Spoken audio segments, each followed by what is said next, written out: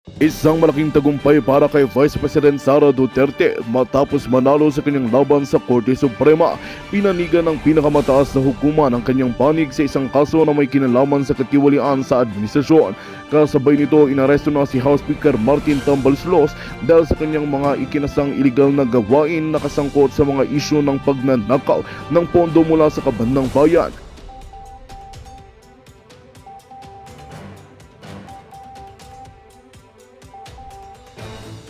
Pag-aresto kay Tamba ay isang indikasyon na lumalala na ang krisis sa gobyerno at may mga balitang susunod na raw ang pag-aresto sa iba pang mga miyembro ng administrasyon. Ang pag-aresto kay Tambaloslos ay nagdulot ng matinding reaksyon mula sa mga politiko at mamamayan. Marami ang mga lider ng bansa ang nagsabi na ito ay marahil ang simula ng pagbagsak ng administrasyon ni Pangulong Kuting Jr. Ayon sa ilang mga eksperto, hindi malabong masundan pa ito ng pag-aresto kay Pangulong Kuting at sa kanyang asawa na si Lizata Nasmax sa mga susunod na linggo. Ang mga isyu ng katiwalian at paglilinlang sa gobyerno ay patuloy na sumabog, kaya't malaki ang posibilidad na tuluyan ng mawalan ng kapangyarihan ang mga Marcos sa Malacanang. Sa ngayon, tinitignan ng publiko at mga eksperto ang magiging hakbang ng gobyerno hinggil sa mga kasong ito. Tinututok din ang mga mamamayan sa magiging reaksyon ni Kuting at Lizata Nasmax kung paano nila haharapin ang matinding mga paratang laban sa kanila. Habang patuloy ang mga developments, isang tanong ang bumangon: magtatagumpay kaya ang mga hakbang laban sa mga Marcos o magagawa nilang mapanatili ang kanilang kapangyarihan? At yan nga ang balitang ating pagkakatutukan. Ngunit bago ang lahat, siguraduhin mag-subscribe at i-hit ang notification bell para sa patuloy na pagtutok sa mga silip ng bagong balita sa tunay na boses ng masa. Alam to si Kimbo. Hindi siya dapat bobo sa topic na ito. At ngayon, siya na mismo ang chairwoman nitong House Appropriation. So kung bagat sa budgetan, ito may kapangyarihan. Pangalawa before, alalay, julalay, ni Saldico. Tingnan nyo ngayon ang mga kasagutan nito si Kimbo. Budget at acting chairman ngayon. Sinubukan namin siyang tanungin tungkol sa issue. Between the BICAM and then the enrolled, at what point did the figures come in? Tingnan mo, tinatanong lakad ng langlakad. Alam mo yung guilty na tao eh. Ako, para sa akin dalawa lang ito si Kimbo. It's either guilty siya o bobo siya, walang laman ng utak, kaya hindi niya kayang sagutin. Basta sa kanya, basta may pumasok na pera, basta may budget, tapos. Basta masaya, nilagay ako rito, ni Tambaloslos, okay na sa akin. Naiintindihan ko yan, hindi. Pag sinabing pirma, pirma.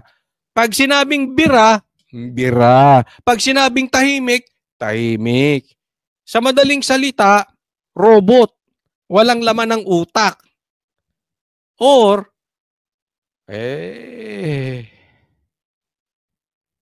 kasabwat. No, di ba? Ganun lang yun. Kayo, ilagay nyo dyan. Ano to, si Kimbo? Tingnan nyo ang asta, Yeah? Ba't ayaw mo sumagot? Tingnan mo, hanggang elevator tinatanong siya. Wala na siya, parang mangiyak-ngiyak. Pero para mapagtakpan nyo kanyang mangiyak-ngiyak na stress na, halata. Tingnan nyo, stress na. Tapos, para mapagtakpan niya, smile. Nakita ka na ng ganun tao yung di ba? Parang iting aso yung pilit.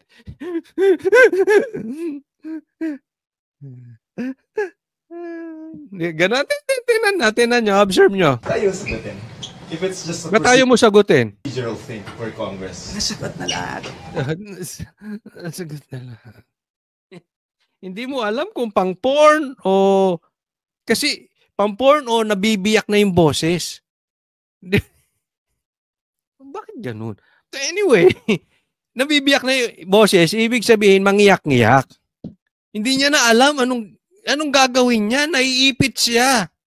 Siguro, sinabihan to ni Tamba, total, mahina ang utak mo, tumahimik ka na basta sasagutin mo lang, shut up. O talagang wala siyang alam. Paano, ma'am? Sige po, Ito. let's wait na lang po sa... Naiiya siya. Na lahat. Ha? Na-explain na lahat. Parang boses lalaki na eh. Ano daw? Si SP, na-explain na lahat. Ba't ang Ayan. Nakita nyo yung reaction ulitin natin. Si SP, na-explain na lahat. Ayan o, di ba? Breaking yung voice eh, di ba? Si SP, na-explain na lahat.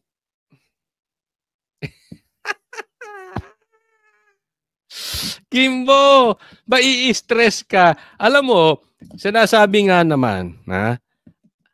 Ang perang nakuha mo sa tamang paraan, you will get to enjoy it. Pero ang perang hindi mo nakuha sa tamang paraan, hindi mo ma-enjoy yan. Hindi kita pinagbibintangan ha, pero ako naniniwala ako sa ganun. Ang perang nakuha mo sa tamang paraan, may kasabay na blessing galing sa Diyos. At ang perang nakuha mo sa maling paraan, curse yan. Hindi mo ma-enjoy yan. At yan nakita ko, na-experience ko doon sa mga taong nakasalamuha ko, nasa paligid natin, etc. etc. At tayo ngayon ay maraming nang nakakausap na politiko. Alam natin, maraming politiko mayayaman, pero sira ang buhay. Totoo yan. Ulitin natin.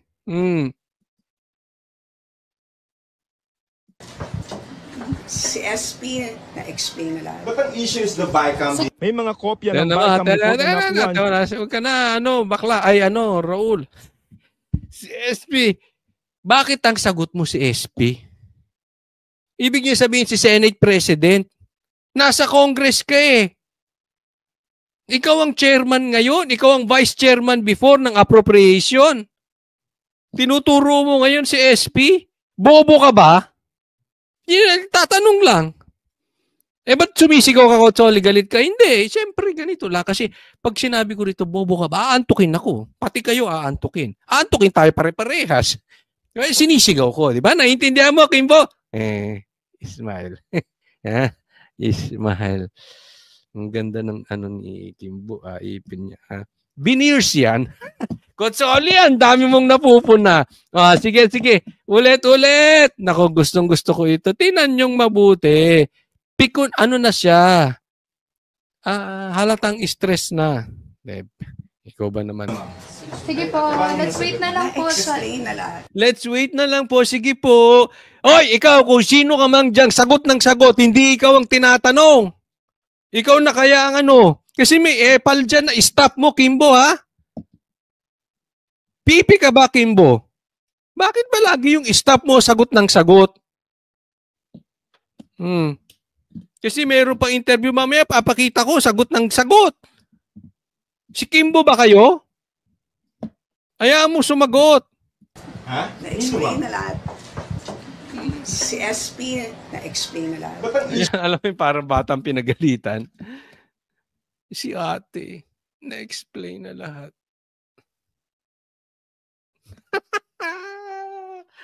Good luck sa'yo, Kimbo. Ha? Ito, puntahan natin yung next. Ito yung kabuuan niyan eh. Ha? Okay, papakita natin sa inyo kung saan sila pumapalpak. May makukulong dito. Ha? Dapat may makulong. At pag walang nakulong dito, hindi tayo titigil sa pag-iingay. Agree ba? Agree? Sa mga kababayan natin kasi itong fill in the blanks nito na budget, kalokohan 'yan. Yan po ay attempt na magnakaw or palusutan ang batas. So wag tayong titigil, ha? Kayo ba? Ilagay nyo dyan.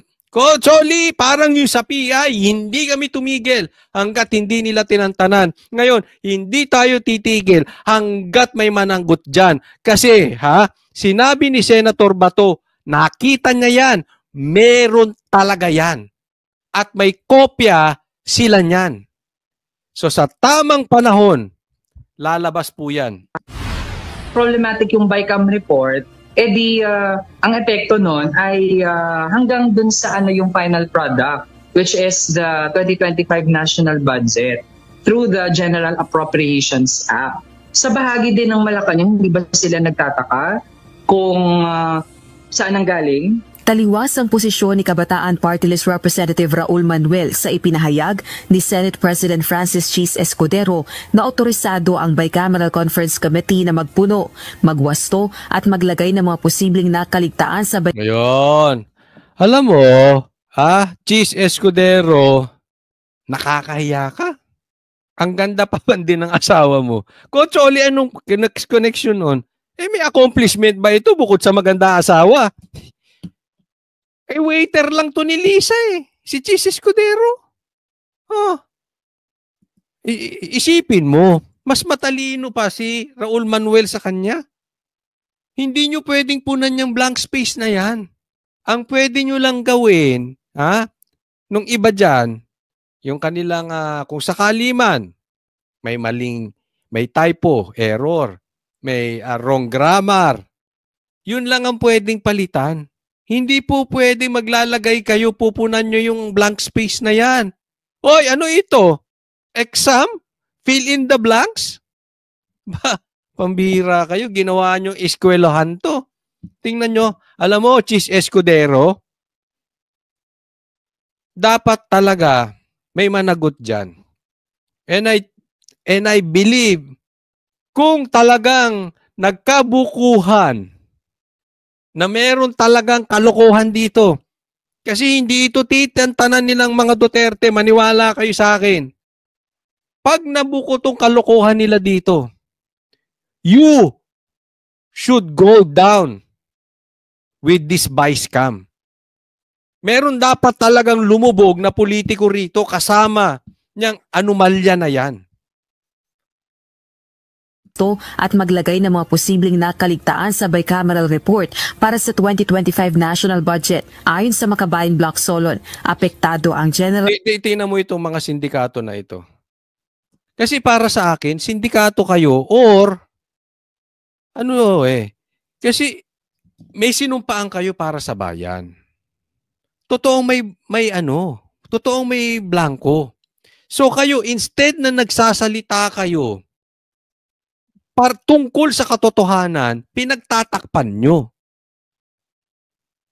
Alam naman natin, meron talaga Ang dami na pong nakakita. Even nga yung mga Makabayan Block na hindi pabor kay BP Sara, sang-ayon. Even yung mga dilaw, nakakampi na ng pula ngayon, sang-ayon na merong blanco. So wala na tayong pinagtatalunan dito. Natural, yung mga members ng vice scam na pumirma, ipagtatanggol lang sarili nila. So ang nagtatanggi na lang na merong blank space dyan ay kayo-kayong pumirma. Obvious. Kasi kayo mapapahamak. Kaya nga sabi ko, you should go down with this vice scam. Ang problema sa inyo, kung hindi kayo sangkot sa kalokohang yan, bakit hindi kayo magsalita? May sinumpaan kayo na pagsisilbihan ang taong bayan. Ang ginagawa nyo ngayon, ipinagtatanggol nyo pa. It's either tahimik kayo katulad ni Tamba at ni Saldico. Pinagtatanggol nyo pa. So ano yun? Di sindikato, pinagtatanggol nyo ang krimen. Di sindikato. Ganyan ang asta nyo ngayon. Nagtatakipan kayo. Anong silbi nyo? Binoto kayo ng tao para magtakipan kayo sa mali? Bigawaing sindikato yan. Kayo-kayo dyan. Pati ikaw, Presidente, kung hindi ka sangkot dyan, dapat nagsasalita ka. Dapat may ginagawa kang paraan. Hindi porket hindi ka kasali dyan, mananahimik ka. Pag nanahimik ka, sindikato ka, damay ka dyan. Kasi pinagtatanggol mo sila. Appropriations Act o ang batas na nagpapatibay sa 2025 national budget dahil sa natuklasang blankong item sa BICAM report. Si Davao City 3rd District Representative Isidro Ungab ang unang naghayag ng issue. Nakasaad doon na otorisado ang Committee on Appropriation and Finance na mag-correct, magpuno, maglagay dahil posible na may nakaligtaan doon. Nako, niyari ka tuloy. Niyari ka tuloy ni Raul Manuel. Mali yun! Pinaliwanag po yun ni PRRD mismo doon sa kanilang doon sa kanilang live. Hindi po pwedeng pupunuan yan basta.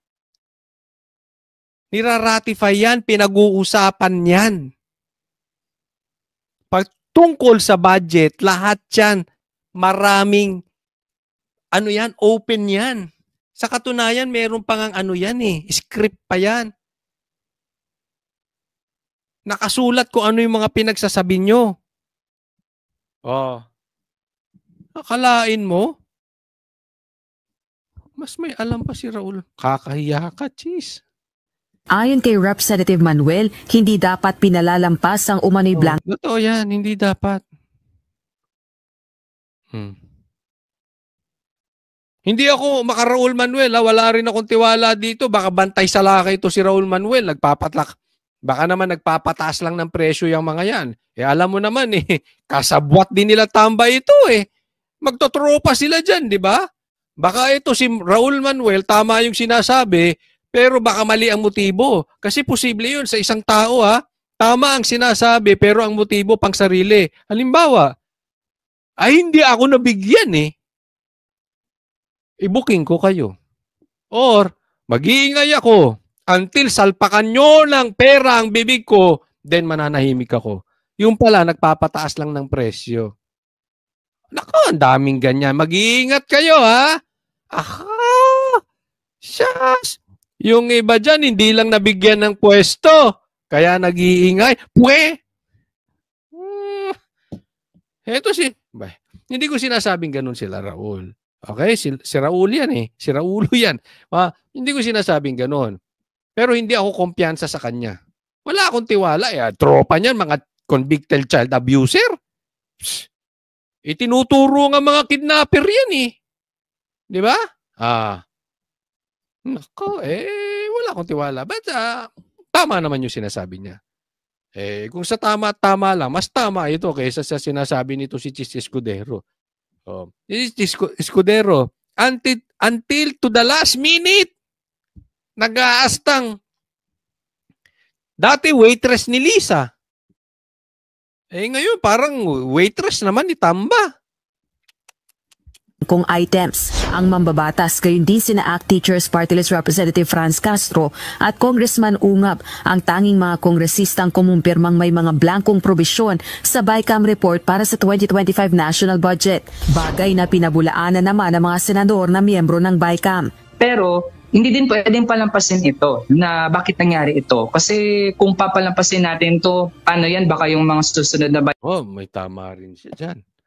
Yan po yung sinabi ko kanina doon sa aming programa sa SMNI. Yan yung sinabi ko. Sabi ko, hindi pwedeng palagpasin ito. Hindi. Kasi ang isang mali, pag pinalagpas mo, uulit-ulitin. Nagsimula tayo sa diktador na Marcos Sr. Pinalagpas natin yung paulit-ulit siyang presidente. Pinalagpas natin yung pagiging diktador niya. Tingnan mo, inuulit nung anak niya ngayon. Parang ayaw pang umalis sa posisyon. 'Di ba? Kaya nga inaano nila ito si Tamba ginugroom para pumalit. Ayaw talaga ng tao sa kanya So anong ginagawa nitong grupo ni Tamba? Siraan si Sara. Kasi si Sara ang pinakamalakas. 'Di ba? Pero hindi talaga natin pwedeng palampasin. Ito po, tingnan niyo po may sinabi po dito si Senator Bato at babasahin ko po sa inyo. Ito po yung sabi ni Senator Bato. Hawak na blankong BICAM report ni FPRRD, isang lehitimong report ayon kay Senator Bato. Kung ano yung pinakita ni Kong Ungab, ganoon din ang binigay sa amin. Nagigets nyo? So alam ni Bato, nakita ni Bato Dahil yung pinakita, yun din ang kopya nila. So it means kung meron si Senator Bato, meron ding kopya yung iba. Na alin? Blanco. Kaya nga pati mainstream media ngayon, may mga kopya sila eh. Nakita nila. Kahit yung kalaban na mga sip-sip sa mga BBM, na mga mainstream media, sinasabi, kinukumpirma. Na mga dilawang tae na sip-sip na ngayon sa BBM, kinukumpirma mismo nila. Nakikisaw-saw na rin. Kumpirmado dahil nakita nila meron talagang blank space. So wag na natin pagtalunan kung totoo to o hindi. Pag itinatanggi yan ng mga senador o yung mga members ng BICAM na yan, salot yan. Sinungaling yung mga yan. Ganun kasimple yun. Ganoon din ang binigay sa amin. Iisa lang ang BICAM report. Kaya nga BICAM kasi pinag-agrihan niya ng dalawang panels representing both houses and Congress. So yung madaling salita, yung natanggap ni Bato, yun din ang natanggap nila PRRD at yun ang pinapakita ng iba't ibang mainstream media ng mga bias. Even bias ngayon na media pinapakita to. Kaya stress itong mga ito. Kasi even yung sumisip-sip sa kanila, nilalantad itong blanco na ito. So ito hindi lang pauso ng mga Duterte. Sa katunayan, ang dami kong napapakinggan na sinasabi, tama sila Duterte, pero mali sila Duterte. Bakit mali? Tama pero mali. Tama yung sinasabi nila Duterte, pero wag natin pakinggan ng mga Duterte kasi mali ang motibo niyan. Ang ibig sabihin, they agree kay PRRD. Kaya lang, kalaban ni PRRD, kaya sinisiraan pa rin siya. Nagigets nyo? Ibig sabihin, totoo, pati bias media pinapakita. May problema tayo ngayon. Kaya nga yung mga nagtatanggi ng blank space, yan yung sinasabi ko, dapat kasama silang lumubog niyan. Dapat talaga, yung vice cam na yan, kaya nga vice cam ang tawag ngayon dyan. Ni pinagtatanggol pa nila, itinatanggi pa nila. Ganyang kabastos yung mga yan.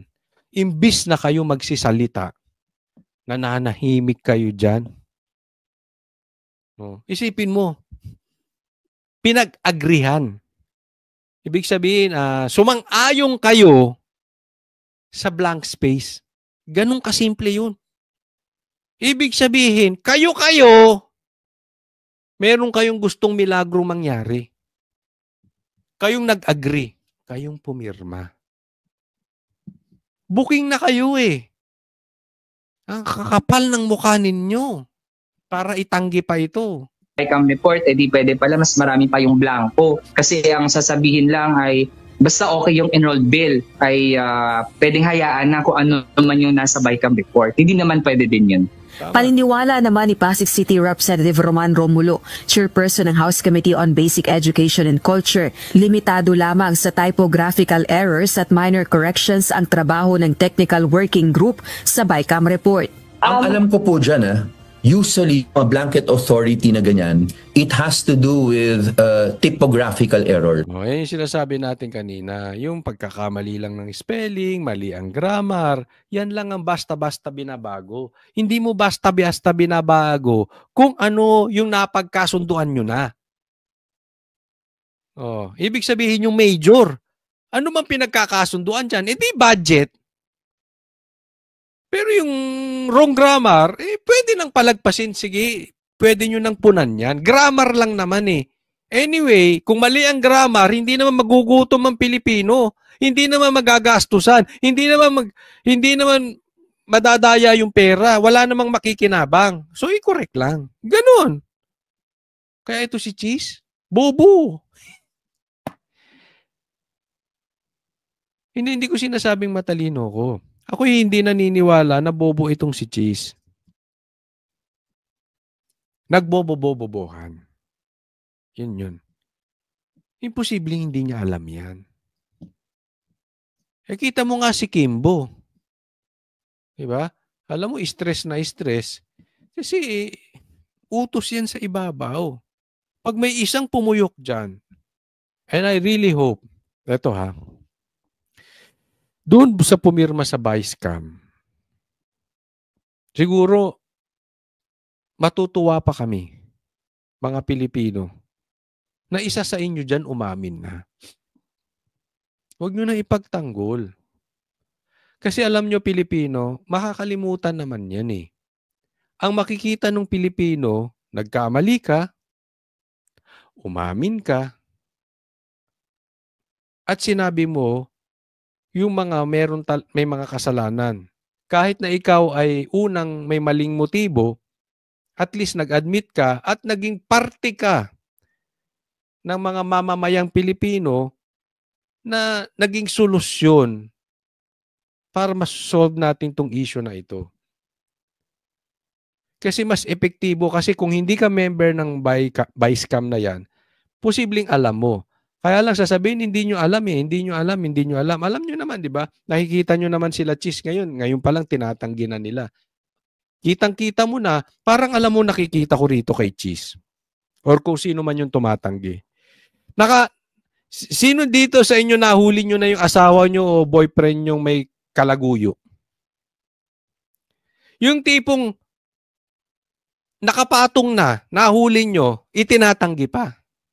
Ganyan ang gawain ng mga kalalakihan. Hindi man lahat. Hindi man lahat, ako hindi. Di ba? Hanggat hindi ka nahuhuli, walang aamin. Kahit na nakapatong, oo, sabihin mo, nagkwentuhan lang kayo. Nakahubad, nadapa.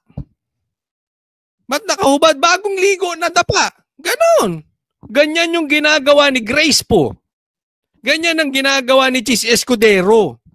Et al. Kung sino-sino pa man ng members niyan. Huling-huli na.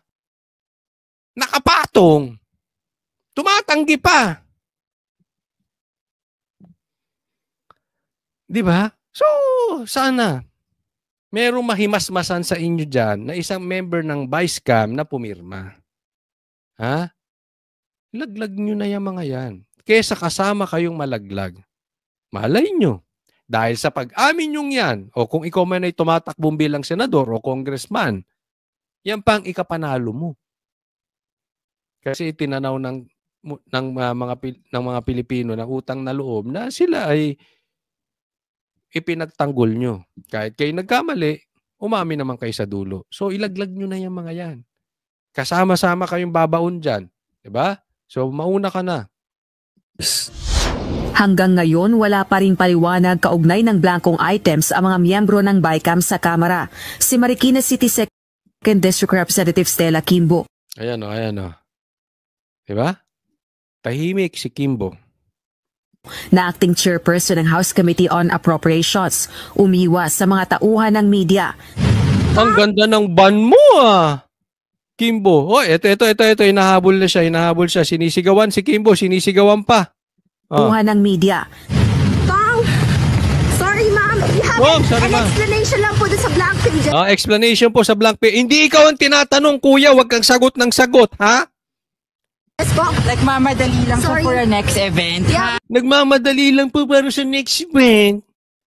Ikaw ba si Kimbo o si Kimba? Kimbap ata kayong dalawa eh.